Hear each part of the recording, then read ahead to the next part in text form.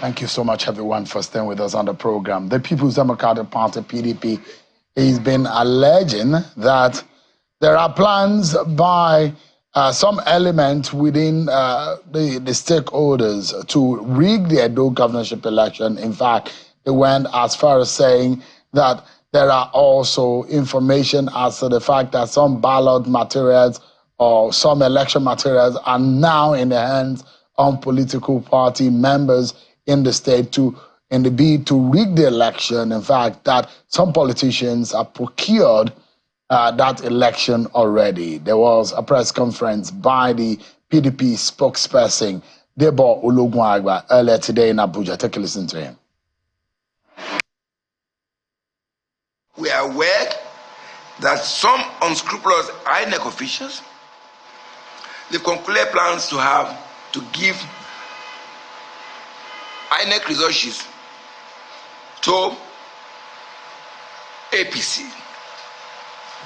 So we call on INEC, and this is the key of the whole conversation, to ensure that all resources that will be issued out on election day from the date of distribution from the CBN in Benin, one must be endorsed by the resident electoral commissioner and the national commissioner for the zone or whichever zone that is assigned for the Edo election. For authentication, there will be double signature on every result sheet that will be going out for the purposes of the election. And this must be done at the time of the distribution.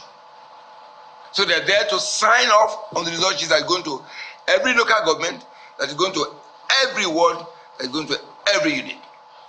That way, we can begin to say, we can do tracing, we can do the source, we can have the integrity, and they will know that these documents are coming from the source, and the result coming from there will be the only authentic result. All right, that was a press conference being addressed today by Debo Ologunagba, who is a spokesperson of the People's Democratic Party. But the party in the state has been dragging the Nigerian police into the matter, and you've had the candidate and the governor of the state saying that there isn't any level playing field. The conversation I had with the candidate of the PDP, Aso Ighodalo, he says he does look at the police is doing a few things, but they are not yet satisfied, and they know that they will win the election should there be a level playing field. But let me remind you what Anthony Azegbemi, who is a PDP chairman in Edo State, said, accusing the police of arresting some members of their party and taking them to Abuja for prosecution. Take a listen to him. Mr. Kingsley, so this is your wife. You're the wife of Mr. Noah Matthew. No, I'm the mother of Kingsley. This is the wife of the Honorable Chairman in Southwest, Honorable Collins Agbogo, that was whisked away 4 days ago, 4 a.m. in the night, by the police. Gentlemen of the press, if it were you as a political party, will you, in good conscience, sign that peace accord? That would be very dishonest. As if that was not enough, there are also concerns from the PDP when these videos surfaced online, where they are alleging that the police is now going to ransack homes and pick up members of the PDP in what is now alleged as intimidation. I'm very sure some of you must have seen this video that had gone since gone viral online. Take a listen to it.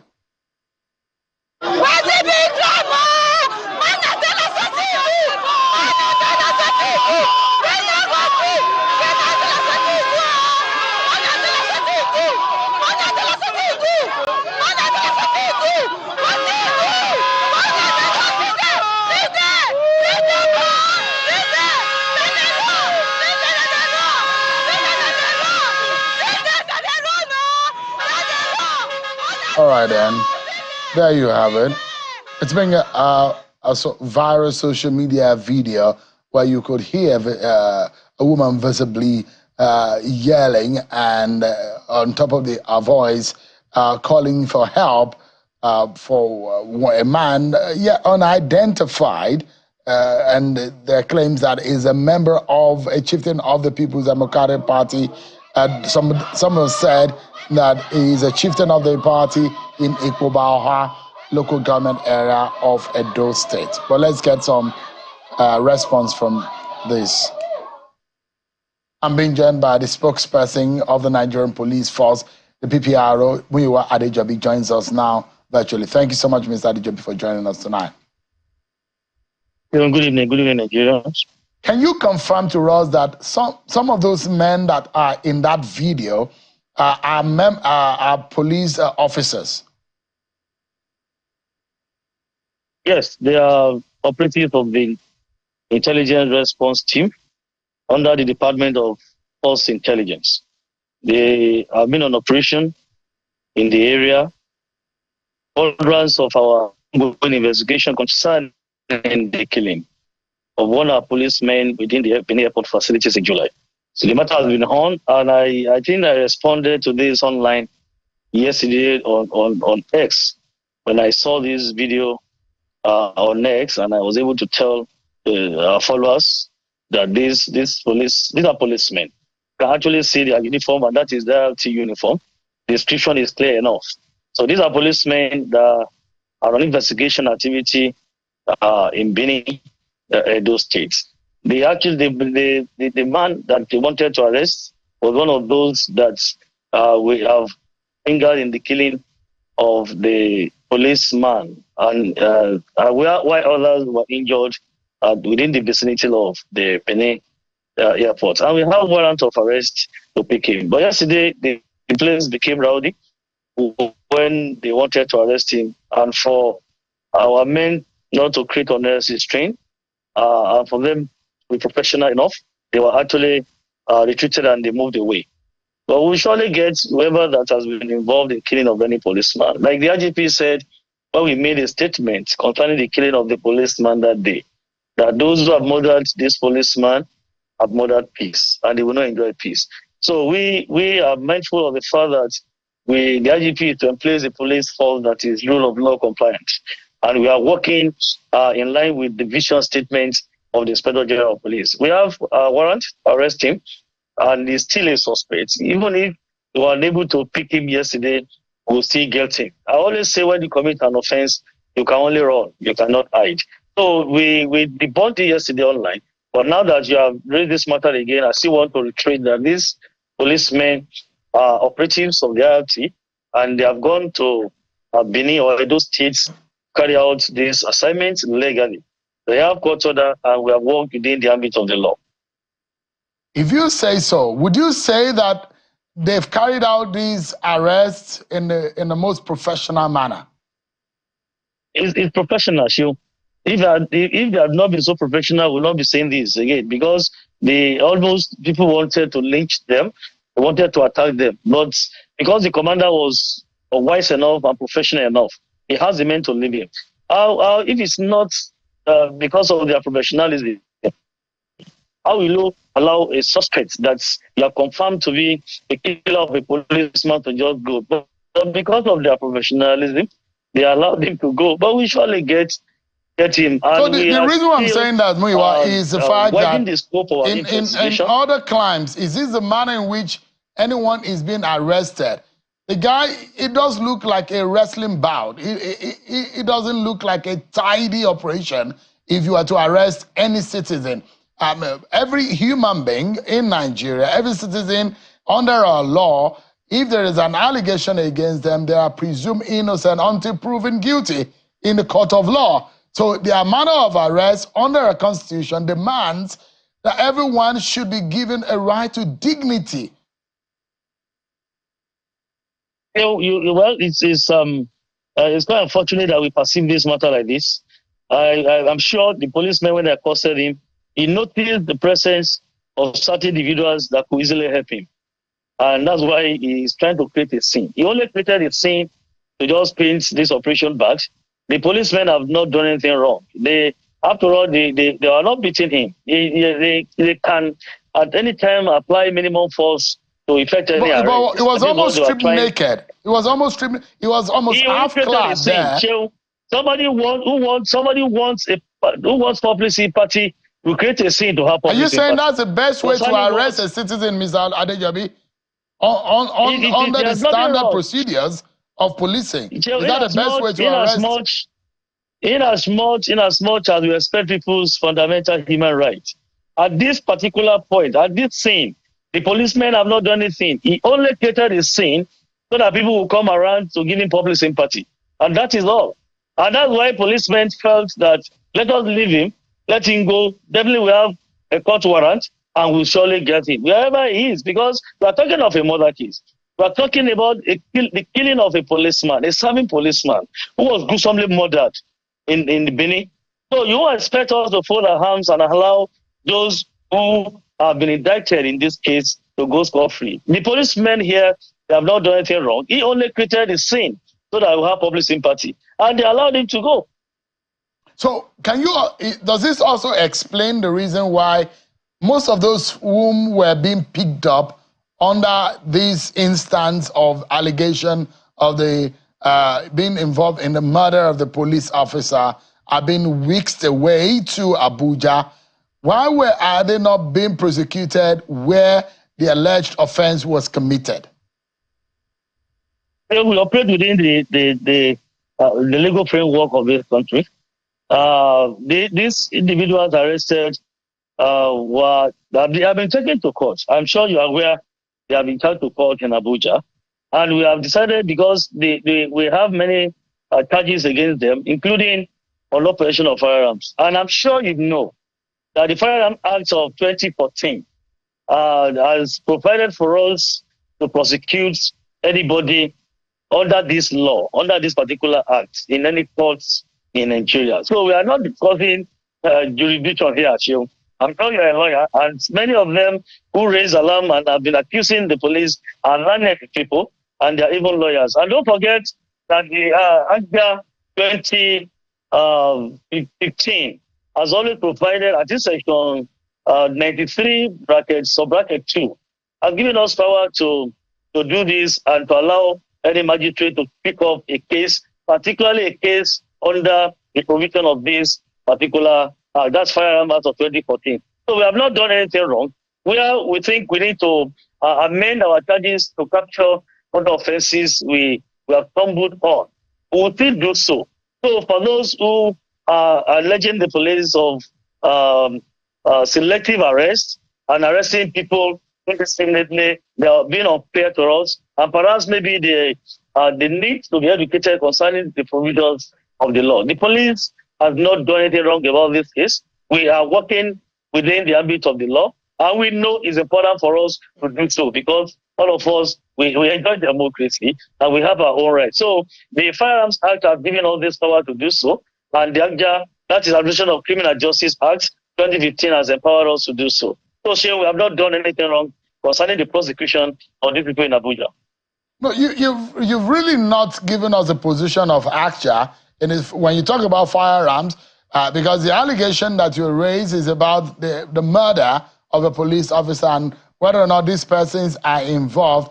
They were being taken, but eventually now being taken. And the laws is very clear. The Constitution is clear on the jurisdiction of the courts that is involved, that could be involved in a matter of this nature. ACJA went further to explain and give the right of the citizen on, if arrested, the duration of time upon which such a person must be taken to court, be given bail, where the person must be charged to court, and the distance of the place of arrest and the place of being detainment and the court that is closest. It gives the duration and the distance of those. You've not really given us those instances in the law and the reasons why the Nigerian police force thought that it was necessary to put those people on the bus from Benin to Abuja and not really look at their case upon where the commission of that alleged offense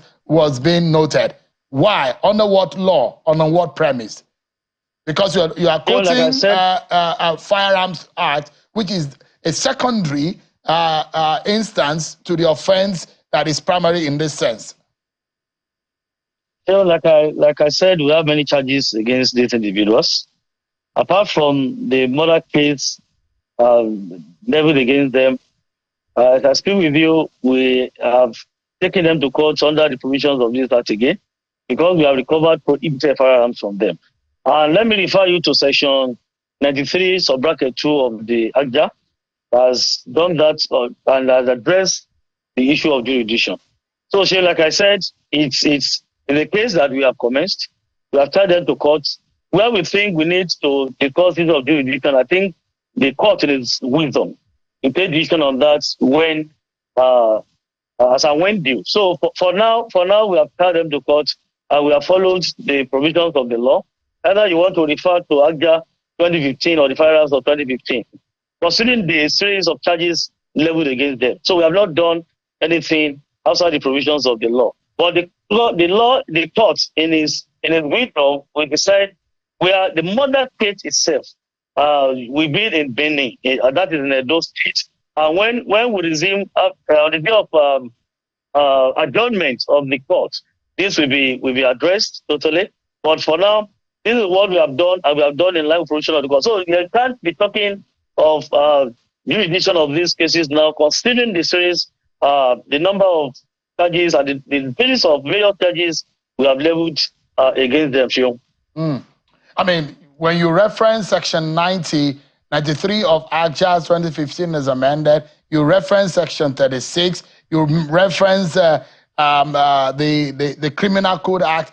All of these laws talked about territorial jurisdiction, but of course, these are issues that will be brought into the court and probably being seen. But what is important right now is the premise of all of these cases as it relates to the election, because the allegation is that the police is being biased in this matter and is actually going after opposition members or chieftains to the extent of working for a political party. How can the police be able to wash his own hands clean in this matter? And though, I mean, they say it will come through equity, must come with clean hands. And they've given premises upon which they think that the police is taking sides.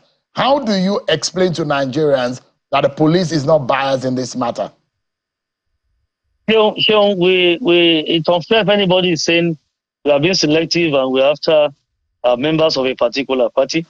I'm even sure INEC will not have the list of membership of a political party.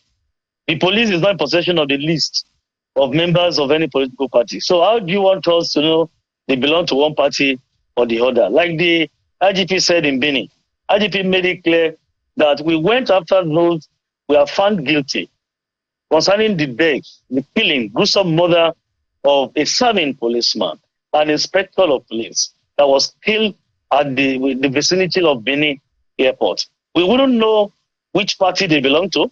We wouldn't know whether they are businessmen or they are even lecturers or they are artisans. Nobody knows from the police.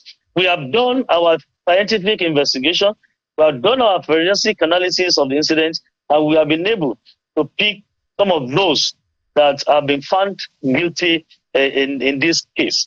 So for anybody to say we are after members of a political party, that is unfair and it's not too good enough. We want also to be reasonable enough that we will not fold our arms. I'm sure the IGP as number one policeman will not fold his arms to see his men being killed.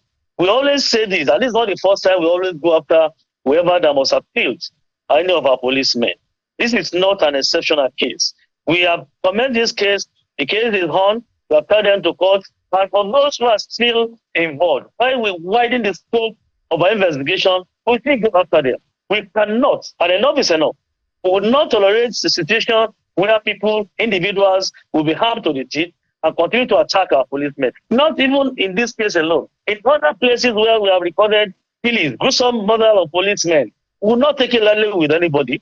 We will go after them and take them and make sure they are forced to face the full wrath of the law. So still, we did not know the identities of these individuals, whether they belong to one party or the other, or they are traditional rulers or professors. We don't want to know. In fact, we don't have lists of party membership in the police. But we went after those that are targets, those who have gruesomely murdered our policeman, and we are after them. Thank you so much, Mr. Muyiwa Adejobi.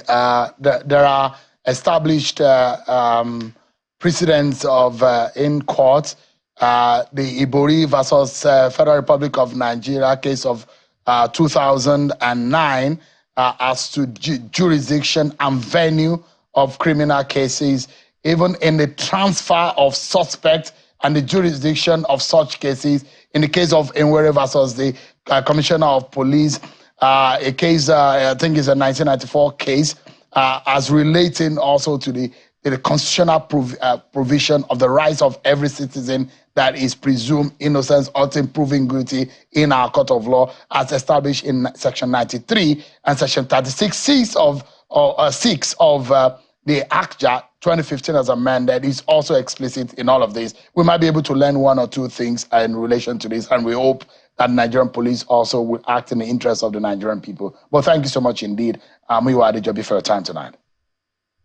So we'll continue to address this matter, and when we get to the bridge, we shall call the bridge. But the police have been so professional so far. Let's not forget sentiment. There are no sentiments in law. We are talking of a murder case.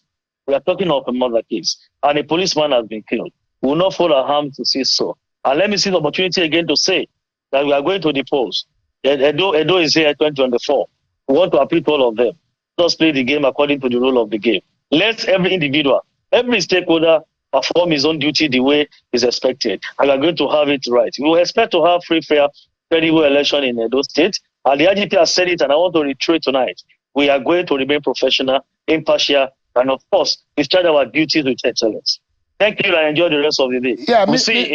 Adejobi, Aswe Godalo, Governor Basake had said they will sign the peace accord should the Nigerian police meet some of their demand. They say you're already meeting the demand. Is the police going to conclude in meeting the demands of the PDP and the PDP candidate?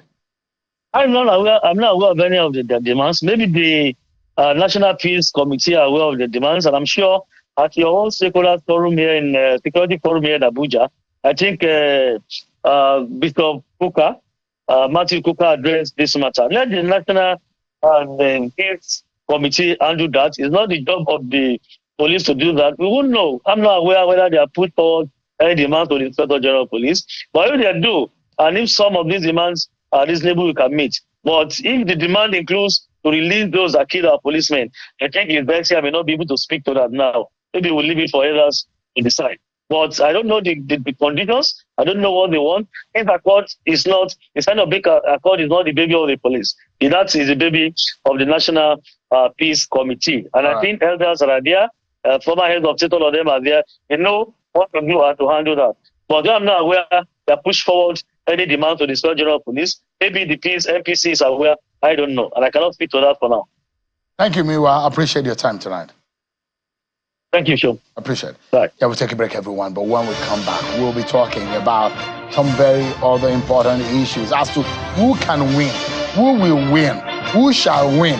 The political parties already mouthing their powers. And we've heard from Labour Party, the PDP. Now, APC is saying that they can win. We'll be hearing from them tonight on the program. Join us again.